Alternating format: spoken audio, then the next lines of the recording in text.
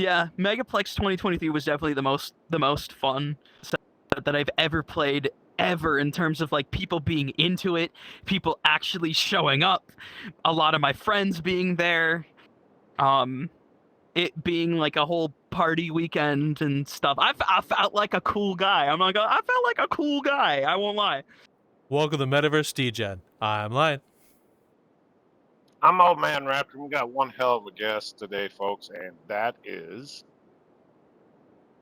Hello, I am CheapThrill. Hello, CheapThrill. It is an absolute pleasure to have you and to have you on, so thank you very much for your time. Yeah, we appreciate your Yeah, time. thank you for having me. Oh, It's cool. Yeah. So let's just get started with the meat and potatoes of this conversation. What are you most known for, and how did you get started and get into VRChat? Oh man, okay. I am most known for dubstep, tear out music production. I also do some graphic design, and I do some DJing along with my producing. And I played lots of VR clubs, and I played a couple IRL clubs too. So I got some experience all around, and it's really fun. And I got into VRChat because of I met a friend group, which we're still friends to this day. Shout out the Fearozels Moment server. Shout out everyone in there. I started playing VRChat. I had a Rift S from like a long time ago, and I played Beat Saber, and then it kind of just rotted in my closet. And then I got a Quest 2, and then started playing VRChat, and now I also have full body tracking and all that. So it was a very slippery slope. And look how I turned out. Now, did that friend group get you into VRChat, may I ask? Yeah, that was kind of like the first time I really played VRChat, like, ever. I saw YouTube videos of it, like, all the time, where people would go into lobbies and then just see, like, random stuff. And, you know, I was kind of like, oh, wait, I can play VRChat now because I have a VR headset, which to the audience, they didn't know that I did not know that you could play it on desktop rather than just a VR headset. So that was kind of funny to find out that I could have been playing it the whole time. But hey, you live and you learn. As the Sonic soundtrack says, live and learn. Yeah. Yeah. So, may I ask, what was... Stop laughing. This is serious. Laughing is a default response to most things. No, I'm just playing. Wait a minute. We're doing serious? Shit. There goes my night. Well, just run that. I'm going behind the bars. All right. I do have a question for you. What was some of your first steps in VRChat like, and what led you to the music and rave scene here in VRChat, since you've done it in real life too? And which came first, VRChat or your production?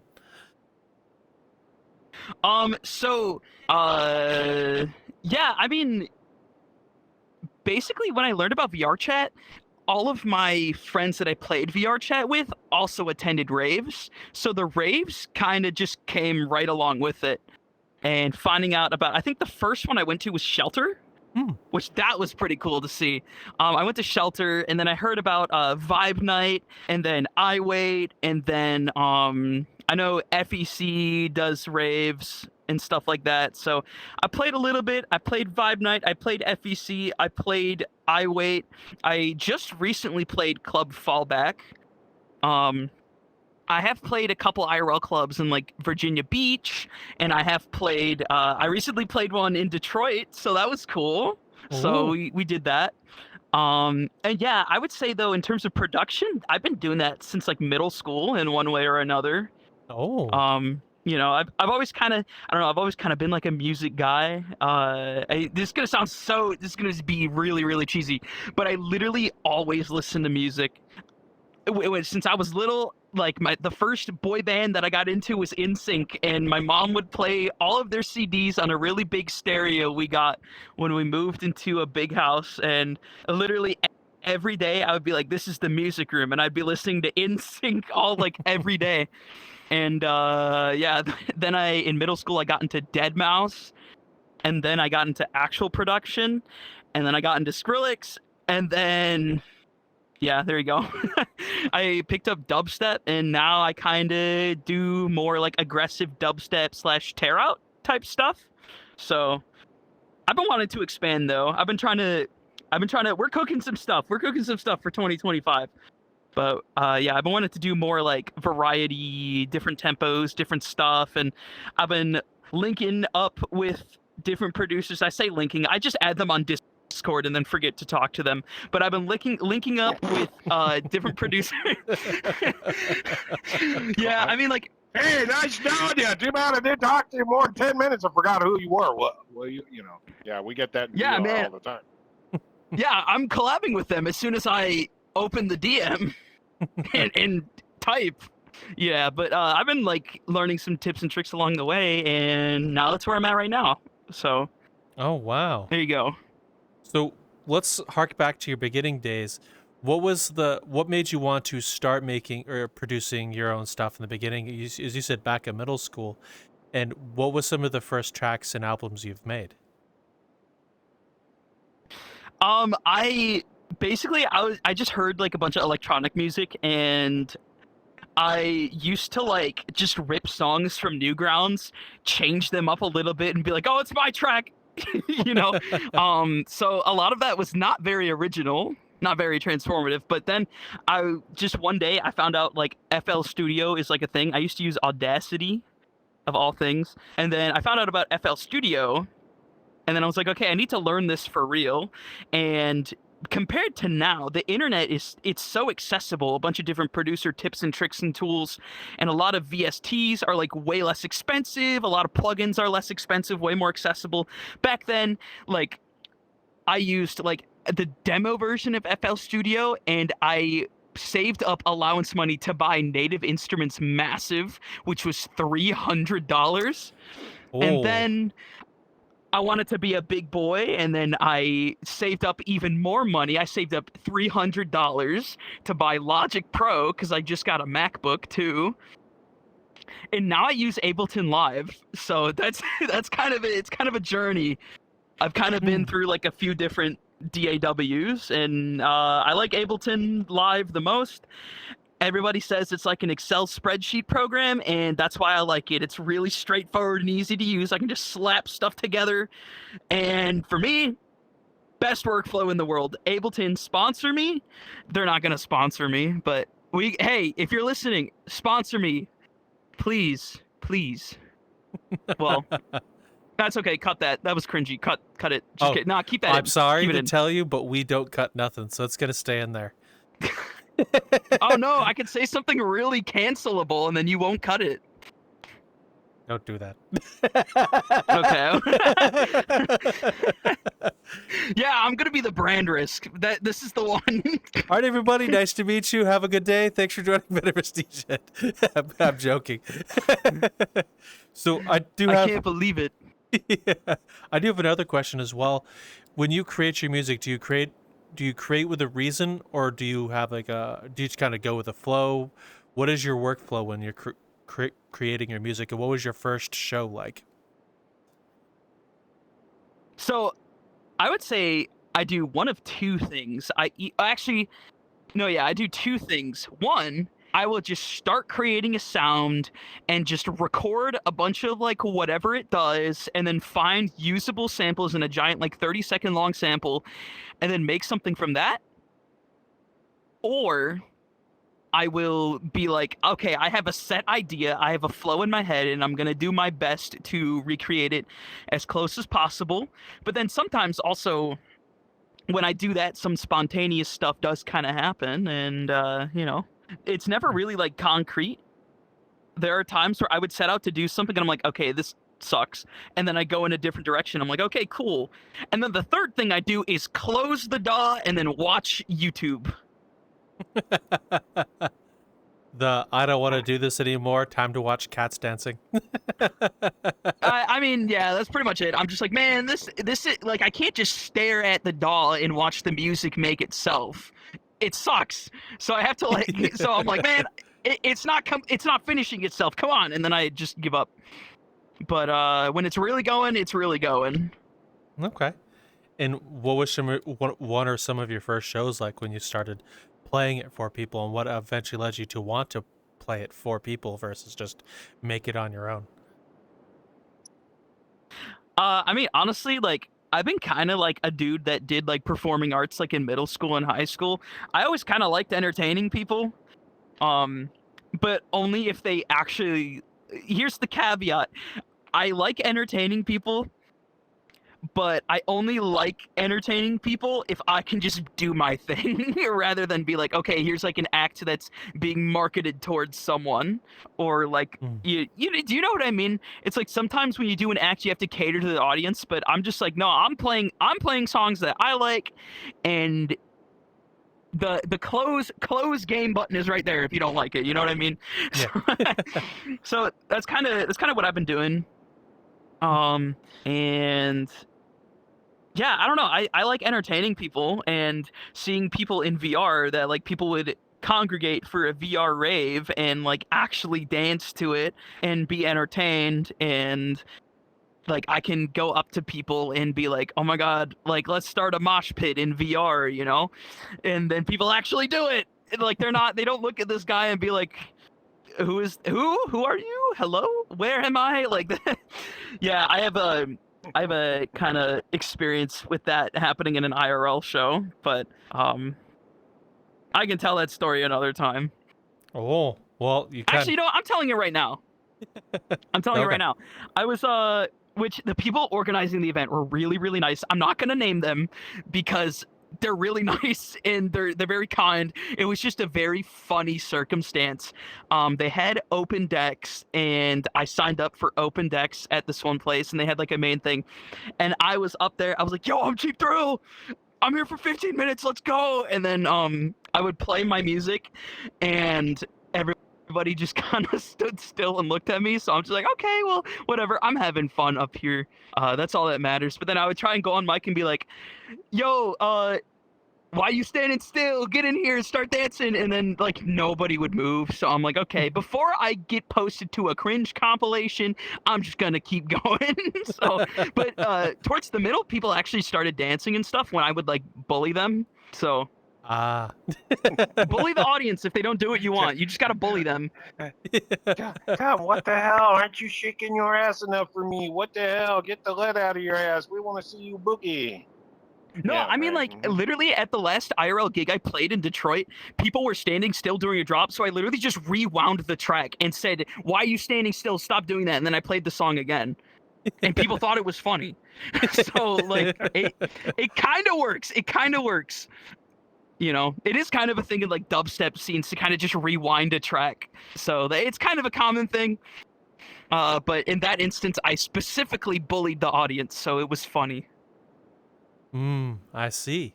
So when you first started playing on a stage, did IRL come first or did VR come first?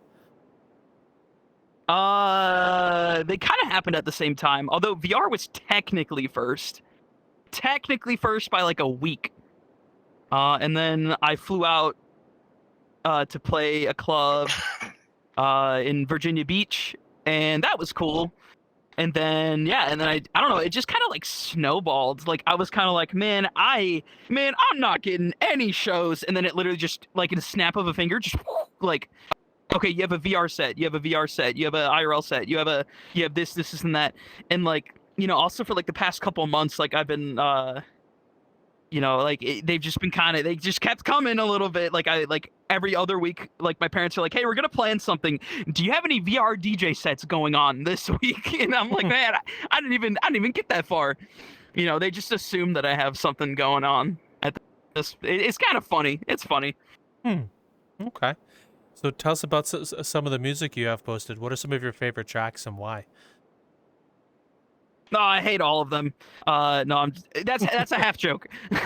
But I like all my tracks. Just by the time that I release them, I'm just so tired of them, and I want to move on to the next thing. But I do aggressive dubstep, and I do aggressive dubstep in Tear Out. I recently just released a song with someone named Socks Healer. Sort of rip. They quit music, but they were so good at it, and I'm really sad about that. But I just released a song with them called Violent Distortion on Full Flex Audio. It's a dubstep and metal track, which I play guitars on it, and I do some screaming vocals on that too. So that's something to look forward to. Oh. Yeah, I also have another shout out Whisper. They've been that dude's a really nice dude. He's been getting me like into the local scene a little bit and like familiar with some people that are like around the Detroit area. And I did a song with him called S Tier, and it's called S Tier because both of our last names start with S. That's literally it. And yeah, it's literally just the promo we did for that was just us like goofing around town and just filming random stuff and all that. So that was pretty cool. That's another like dubstep metal track. That's like the only time I really venture into like rhythm territory. I might in the future. I don't know. People seem to really like that. So I don't know. We'll see. We'll see what's up. But yeah, I also have a catalog of metal songs, like straight up just metal, that I do the guitar and the vocals on as well. So if you go on my Spotify and there's a dubstep and then metal and you're like confused, that's why. But I enjoy both. I mean, my main music taste is like metalcore, hardcore, like beat down type stuff. But all the dubstep I listen to was like my friends, and yeah, I listen to my music taste is just my friends, and then whatever I have on my Spotify in terms of like hardcore and metal. So yeah, that's pretty much a summary. To make a short story long, that's the summary of the stuff that I got on my SoundCloud and Spotify and Apple Music, and I'm literally everywhere. I'm everywhere. You can't get rid of me. So yeah. So when did you start playing metal, and what were some of your first instruments you've learned or taught yourself, or got taught to do? I would say that like I started doing metal like a few years ago under a different secret alias that I do not talk about. But that was kind of like a practice round, and then I started doing metal seriously like a couple years ago. And first I did have some piano foundations, and you'll find that the piano keys and guitar frets kind of function the same way in terms of like spacing between like scales and whatnot on the frets, at least in my opinion. So that helped me learn, but I kind of just learned by playing along to songs that I liked, obsessing over guitar YouTubers, watching rig rundowns, watching like project breakdowns. A lot of producers like Will Putney did like a big gear rundown for a band and just said everything that they do, and I learned a lot of stuff. I also learned a lot of stuff from Buster Oldhome. He does like some production courses. I haven't bought any, but he does some free stuff on social media. A little bit of Joey Sturgis tones to learn some mixing and tricks and stuff like that. Yeah, so that's basically what I've been following, and also just kind of doing my own taste. Like, what would I want to hear? And what I want to hear is specifically like this instrument with this setup and this pedal and this and that. And yeah, that's kind of from when I started to like now. I'm giving a lot of timelines on this.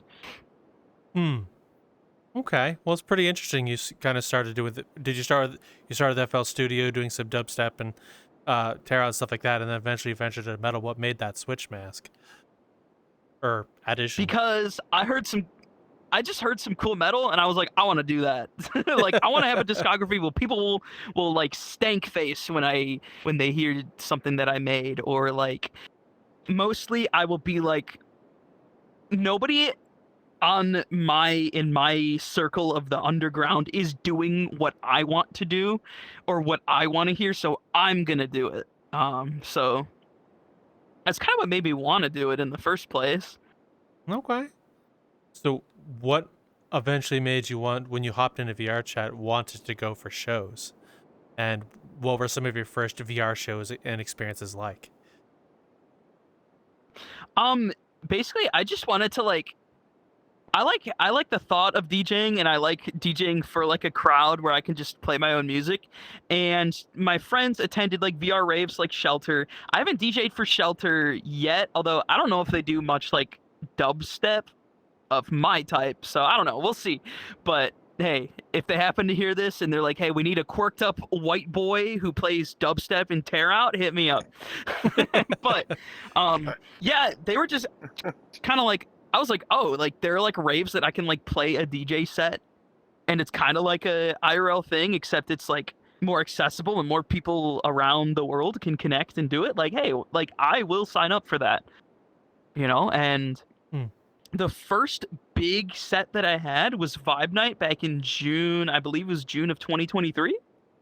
That was the first big one, and yeah, ever since then, like the latest set that I did actually was not Club Fallback. It was my friend Fiorazzles had a event called Soft Spots, where a bunch of people played a bunch of like sets in one night, and it was supporting the charity Mind for supporting like mental health support and stuff like that.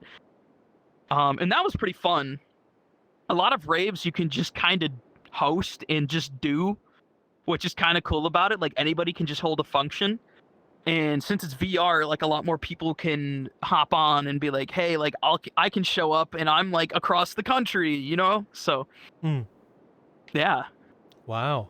What were we expecting? One. Oh yeah, shoot. I got it. Okay, I've got two questions, but they're almost identical, but they're not. What's the weirdest thing you ever seen in VR? And what's the weirdest thing you ever seen while you were DJing? I don't think either of those answers would be family appropriate. God. I'm dead serious. Well, listen. Okay, my family's home for the holidays. I don't want them to learn about something they did not know exists until then. So, okay. I will say someone was feeling a little hungry while I was DJing on the booth. So that's all I'm gonna say. You know who you are because you were caught on video on the stream. It was streamed on Twitch. You were on video. I know you know who you are. And if you're seeing this, good job. I don't know. Are you still hungry? I don't know. Good job. Okay, but what's the weirdest thing you ever seen when you came into VR for the very first time? Oh yeah, that was just tip of the iceberg. Yeah, but that's that's the weirdest thing I would say. But you kind of learn to get used to it. All right, what was the first weirdest thing? That's the first weirdest thing was me. Wow, we've never had a guest turn around, put themselves out there like that before, line. Now we do. We cannot say we've never had that situation. Now we have. You gotta shout out yourself sometimes. I'm doing a lot of work being silly and goober. That doesn't make sense. I don't. You're a Hi, goober? I'm CheapThrill. Really nice to be on your podcast. You are goober? Oh my God. I am goober. Wow. Okay, I have another question for you then. Since you've done both real life and VR, what is the difference in your experience in both mediums, and which do you prefer and why? That's actually kind of tough because they both have their pros and cons. Pros of VR is that literally your friends who are on other sides of the world can join your sets. Cons is that it's not in real life, so you can't hang out with them in real life. IRL sets are cool because it's happening in a real world space, and because people are in the real world, you can get real world opportunities that like can possibly lead to lots of money. Not saying it's all for the money, but it's a really nice aspect of it, and it would really help.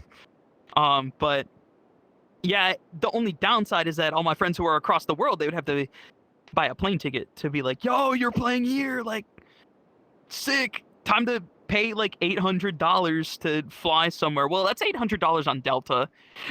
I'm a Delta boy. I'm a little spoiled. So I always think about Delta Airlines. Delta Airlines, can you sponsor me, please? I want free flights. I love Delta. I will simp for Delta until I die, okay? All right. So now the bigger question is, which do you prefer? Which medium, VR or real life? Man, I don't know. I mean, so, okay. A mix of both would be DJing at a convention. That's what I prefer. Okay. For the fun. But also, I got paid fairly well for my last IRL gig, and it actually paid a bill of mine. So I don't know. I like IRL, but if I had to choose every time, I'd probably do like IRL at a convention because all my friends would be there.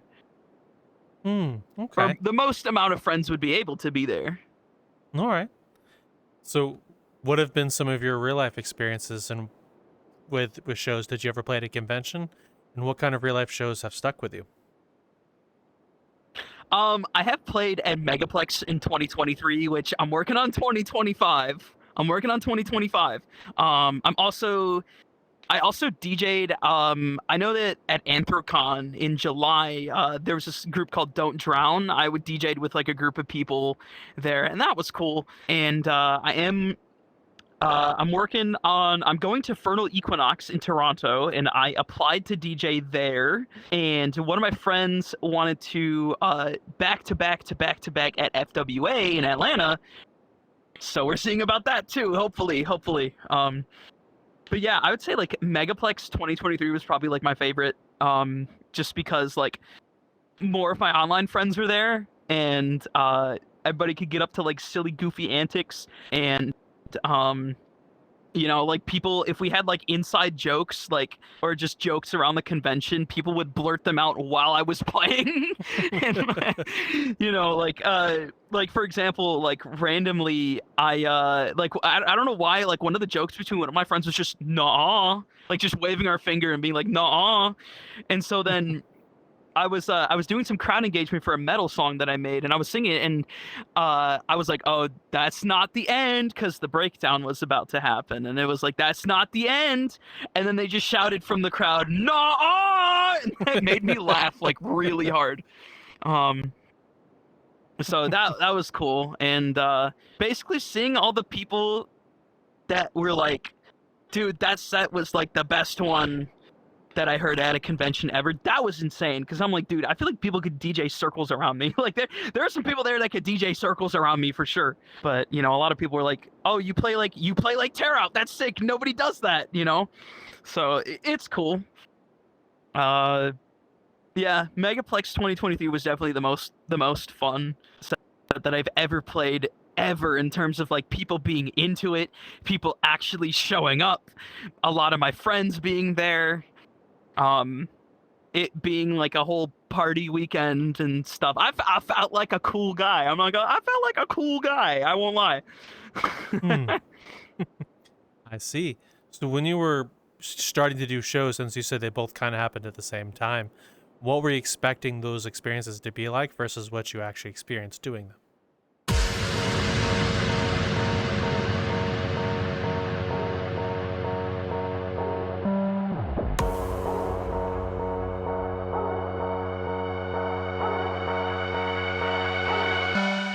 Hey everyone, it's DJ Gearbolt here with Ministry Promotions, and we invite you once more to GearFest.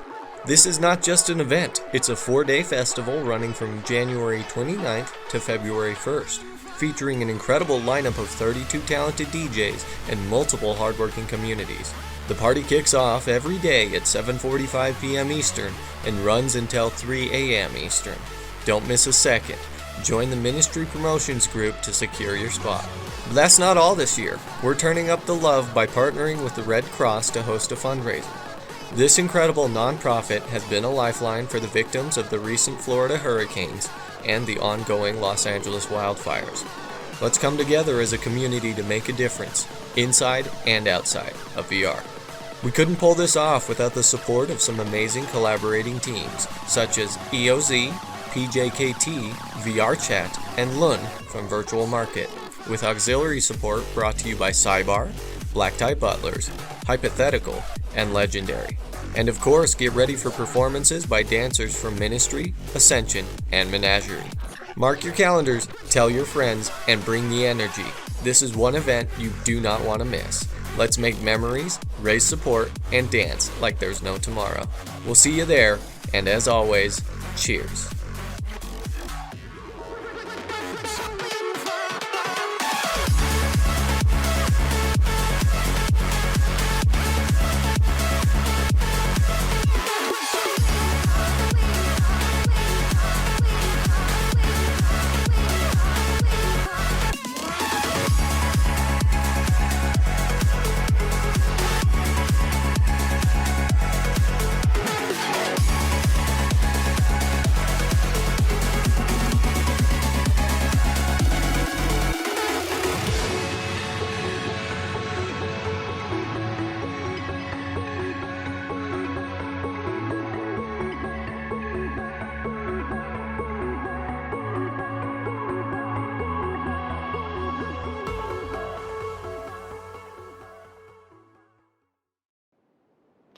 I mean, I go in every time just being like, nobody's going to show up, nobody's going to care, nobody's going to do whatever. So I'm just going to play whatever I want and I will have fun. And then when people show up and are actually into it, it's really awesome. So I'm like, okay, cool. I can just do whatever I want. I can be like, stop being gay, open up that pit, and then they'll be like, oh, that's true, and then they like open it up. Which, okay, actually, a mosh pit happened at Megaplex 2023, and actually got me a 1-year ban. So I wasn't able to go on, I wasn't able to apply on 2024, but 2025 we will be back, not with the mosh pit, because that's an insurance liability, but we'll be back. hopefully, if they like my set. But yeah, that actually, I think that's probably not something to brag about. Whatever. I lied about that. Whatever. Okay, I'm making it worse. So all right. I've never heard of someone banned for starting a mosh pit. I guess that's a first. Hey, I didn't start it. For the record, I didn't start it. It was like the crowd just kind of opened, and I was like, well, it's the last song. What harm can there be? And then yeah, I got a stern talking to after that. Will you ever do it again? Did you learn your lesson? Yes, for legal reasons. Yes. No. We'll be. No, they were like, bro, we literally could have lost our insurance, and I was like, oh my god. So there would have been no more Megaplex. So yeah, that's serious business. Oh, sounds like serious business. So, tell us about some of the tracks you've made as well. How many do you have, and how much work went into making them, and what were you kind of planning for them to be? I don't know how many I have. I just be making them and then posting them, and that's kind of it. But what was the question? Repeat it. Tell us about some of the tracks you've made over time, and what were you planning for them to be? Like, did you have a set reason for making them? Was there some sort of story you're telling in them, like, for example, the metal or tear out or anything like that? Tell us a bit about your work.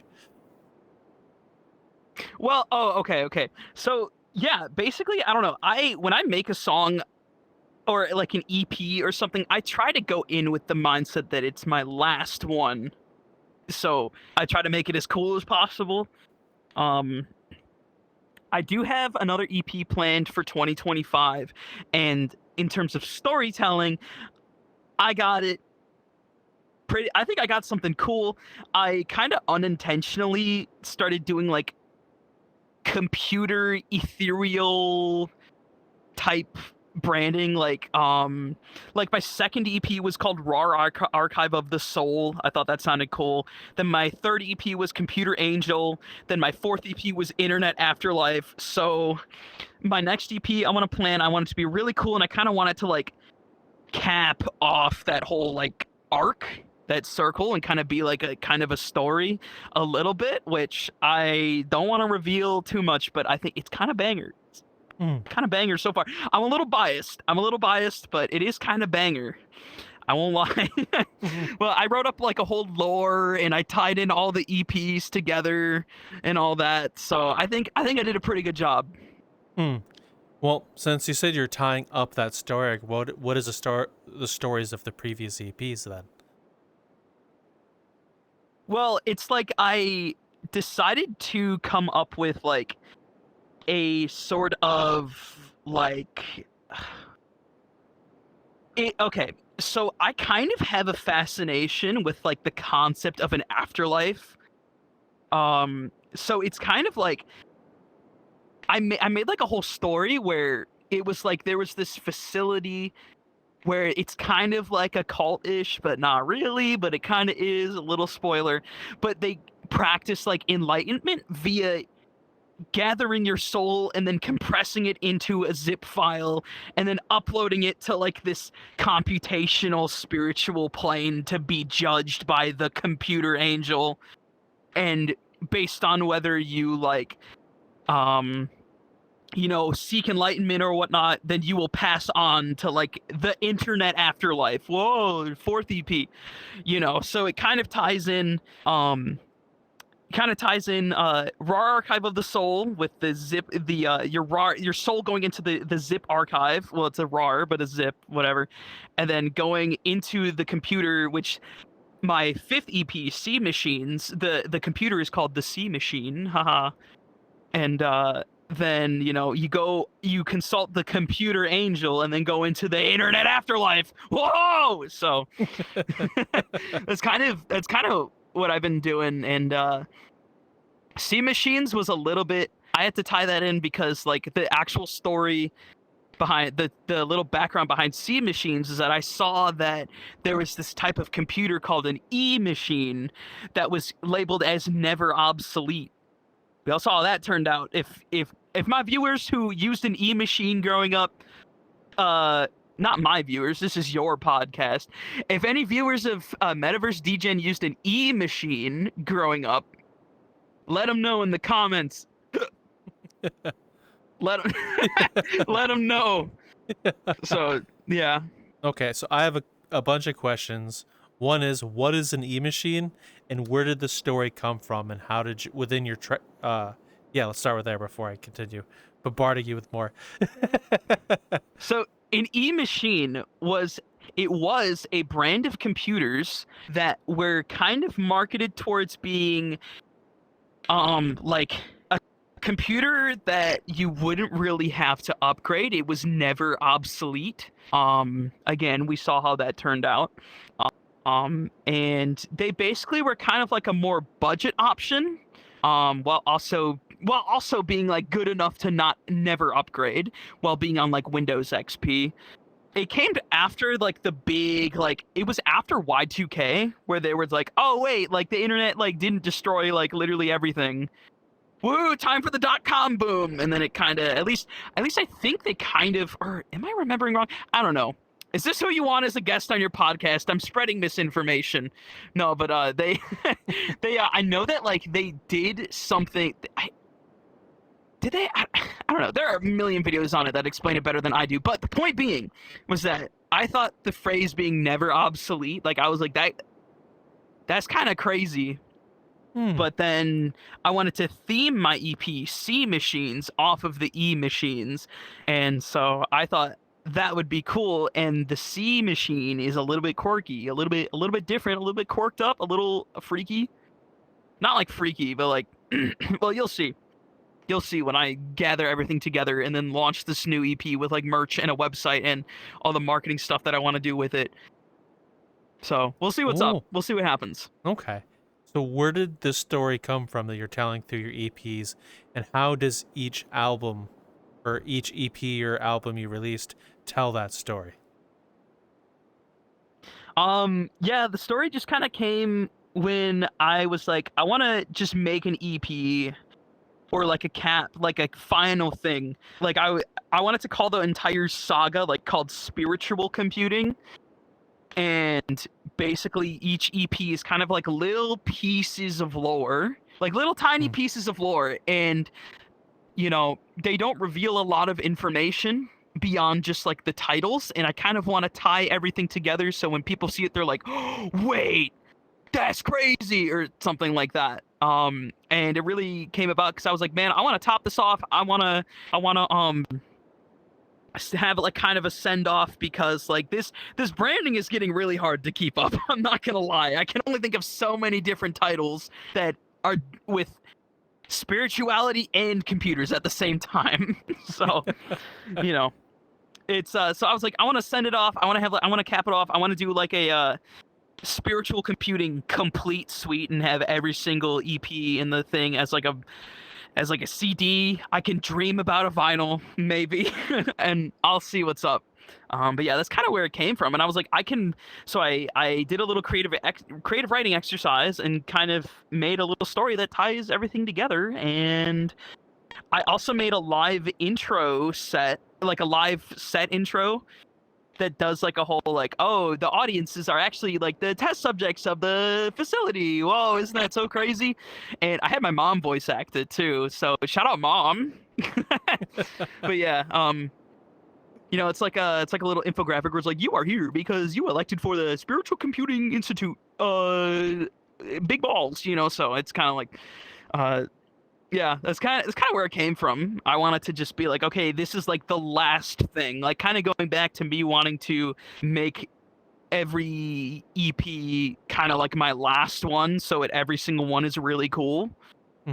That's kind of like, I want this to be the last one, but I'm not done making music. But that's kind of how I'm treating it, so I make it really, really cool. You never know when it would be your last one. You never know. Okay. So, how do you plan on finalizing and revealing the whole story if you're just doing it through the titles? May I ask? That's a bit of a question I have. If it's just the titles that tell the story, how is your audience to know that is the story? Well, it will all be revealed in the promo cycle for the last one.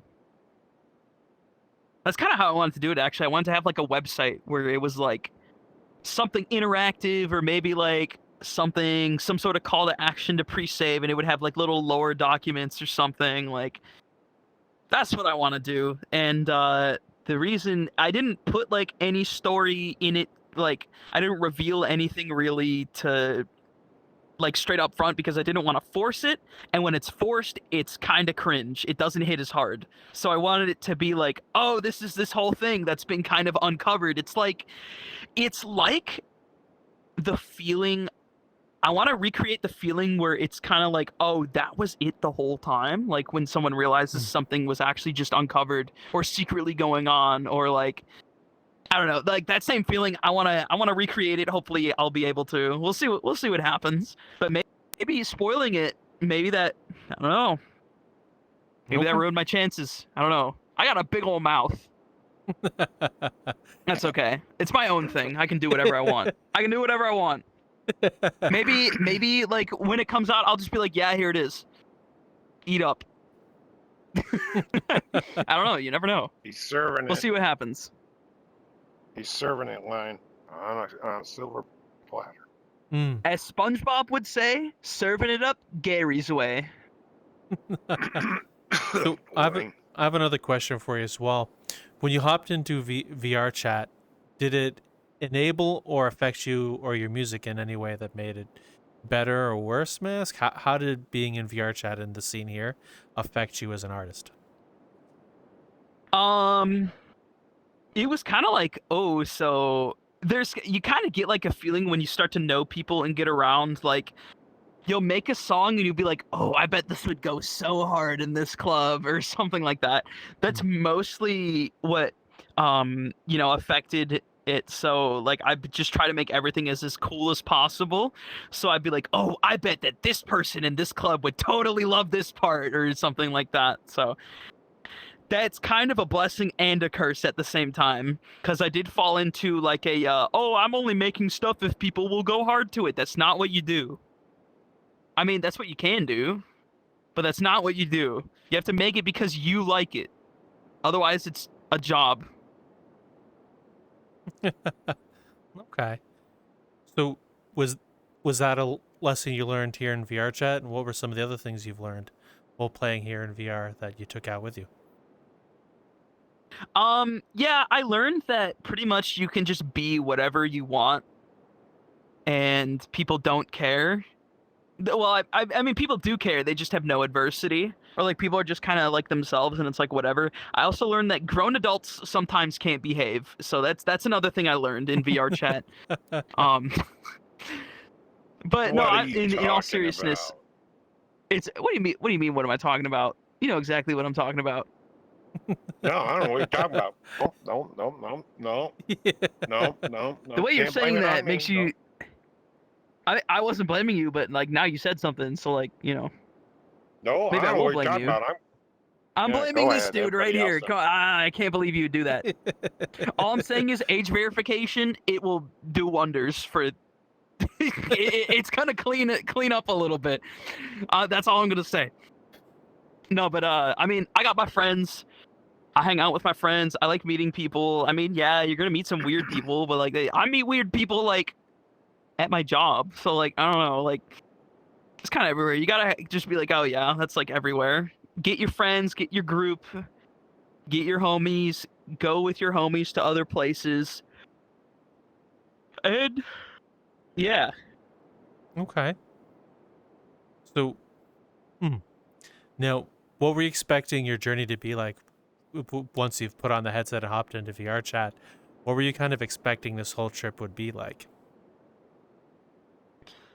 I'm gonna be real. Like, I just was like, I'm just gonna play and see what happens. I mean, like, it's kind of like it was kind of like, oh, there's like a whole like world and whole like politics inside of VR chat itself, apart from real life. So it's kind of like it's like as one studio once said, it is like a second life. But yeah, it's definitely like way bigger than I ever thought it was gonna be. And it's been able to connect me with people like across the world, you know, and in more like physical manifestations of just more than just talking, you know. Because now we got full body, we can kind of like lounge around as if we're all like in the same physical space. So it's been cool to kind of have that one more step of like interaction. Okay. Well, I'm going to give you the last couple of questions before we wrap this up. First of which is the name you have, where'd it come from, and why do you still use it? It came from not the Sia song. Everybody says that. It came from this movie about the movie was called Cheap Thrills, and it's been such a long time, but yeah, I think it was like poor people doing dangerous stuff for money from rich people. And each thing got like increasingly more dangerous, and I was like, oh, that's a cool name, I'm gonna steal that. But then also nobody had it on Spotify or Apple Music, so I yoinked that, and I was kind of like, it's snappy, it's cool, it's like you don't really assume too much when you hear the name, so it's kind of like it could be anything. CheapThrill could be like a punk rock band, you know. You don't know that until you click on it. A lot of people would see CheapThrill and be like, I didn't expect you to make dubstep. And I'm like, you shouldn't expect anything. And yeah, it kind of stuck because it's been like the coolest, snappiest, quirkiest, most marketable type name that I've been able to do. I know I just dissed marketing, but in terms of actually making something out of music, because it would be cool to have it be like a supplemental like income I can have. My like CheapThrill appears first in a lot of people's like artist libraries and stuff because it starts with the C. So it that's been kind of a big help. Like, I'm dead serious. People are biased towards people who are like appear first in the algorithm and first in their library. It kind of sucks, but hey, I'm just playing the game, I guess. I don't know. Well, I mean, it's not all about marketing and whatnot, but I'm a marketing major, so I like marketing. You know. Okay. And the avatar you're in, where'd it come from? Why do you use it? Is there anything about it that means anything to you?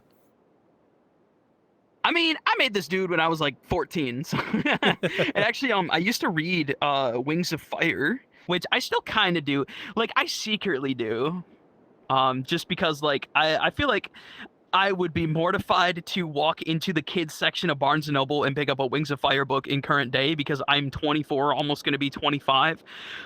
But I have been curious to see, like, where has the series gone since, like, I graduated, like, college, you know? Like, I know in 2018, book 10 came out, and I stopped reading after that, and I recently picked up Arc 5, no, not Arc 5, Arc 3, which has 5 books, and you know, I read that. It was all right. I liked Arc 1 and 2 a little bit better, but yeah, and then the graphic novels came out, and I was like, man, this is a big part of my childhood. I want to check it out and see how they do it, and I heard Amazon Prime picked up a Wings of Fire animated series, so that'll probably be happening soon, and I'll be checking it out of curiosity.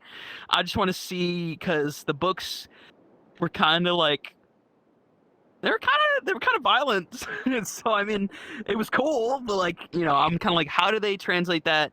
I saw they translated it to a graphic novel, and then I want to see how they translate it to an animated series. But this dude was actually originally a Wings of Fire character. I intended him to be a Skywing because I liked them the most.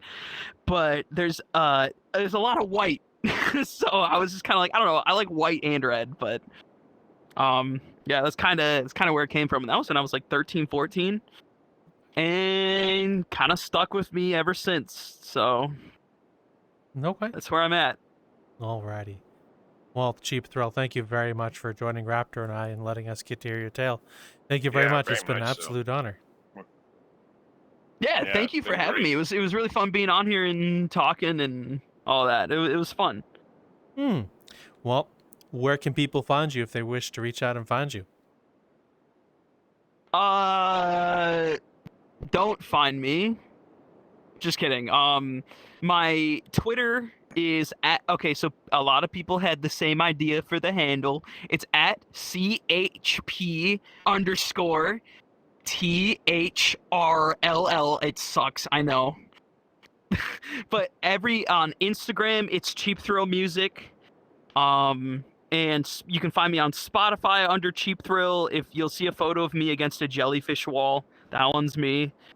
I'm on Apple Music. I'm on pretty much every like major streaming platform. I'm on SoundCloud as I am CheapThrill, all one word, all lowercase. Yeah, again, a lot of people had a lot of the same ideas for the URLs, but not for Spotify, not for Apple Music, not for where it matters. So yeah, that's everything. You can also find me inside your walls. I'm watching. I'm constantly there. I'm hungry. Please, there's a crack in your drywall. You can shove a pizza slice in there. I'm glad you clarified because I asked if you're hungry like that other person you mentioned earlier. Oh my god. No. Ain't no way. Ain't no way. No, just like that one guy at Megaplex. No. So, well, there you go. I heard myself through your headset. That's insane. Am I really that loud? No, you're not that loud. I just have my mic sensitivity. Oh, dang. I gotta really step low. it up. Well, I gotta step it up then. I gotta yell. I gotta, No, I'm not gonna.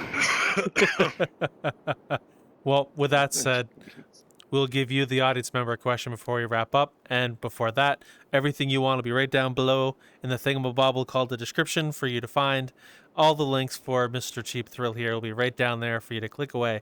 So you don't have to go to Twitter and do CHP_something. Nah, you bro, just click you gotta away. like do like a whole like Wordle to get to it. You're like, which letter is here? Like, the links will be there. All down there, ready for you to click and go, for you to find all the music, whether you like tear out dubstep or metal, all of that right down there for you. One easy place. And for the question for you, the audience member, what was your first concert or show? I would love to hear about it. Who'd you go see? I think my first one ever was Alice in Chains. A friend of mine in high school took me. That was awesome. With that said, what's yours? And as always, Mr. Raptor, you know the thing. You got it, Line. No matter what you do in here, and if you see CheapThrill around running around between the cracks of your wall, all you have to do is go, "Sorry, sir, I ate the last slice." We'll talk to you later. Have a good one, folks. We'll see you on the other side. Audience question. Okay. What should I order from Taco Bell? I'm kind of hungry.